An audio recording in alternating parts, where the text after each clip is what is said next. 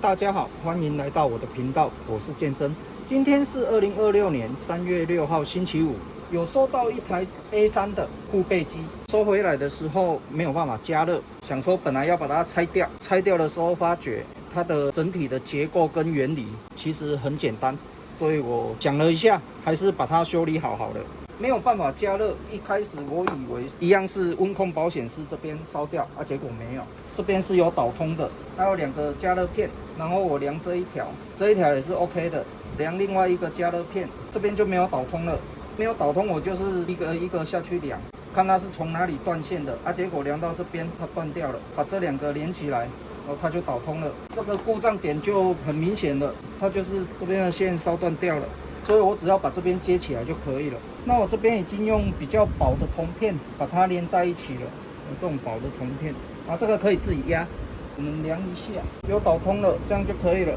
接下來我們就是把它裝回去。那我們這邊連接好以後，直接把它塞回去就可以了，因為也沒有其他的可以固定的東西將2片固定在一起，所以我就直接把它塞回去了。那我們這邊就按照原樣把它裝回去。那我們這邊安裝好以後，這邊你在拆的時候可以先拍照，看它是怎麼組裝的。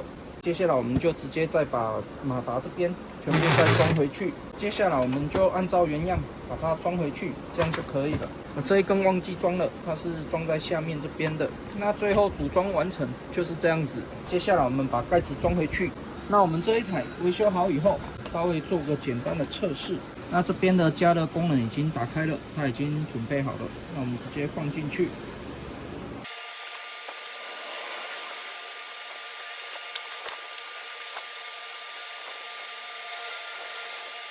OK， 很燙，已經可以正常的進行護背了。護背起来的效果還是蠻不錯的。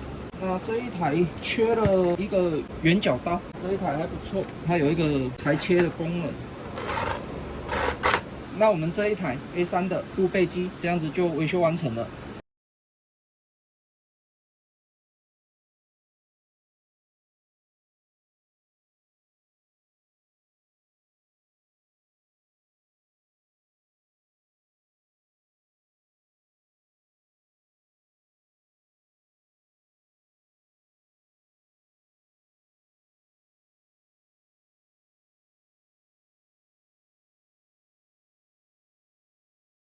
那我這一篇 A3 護背機簡易維修分享影片就分享到這邊為止。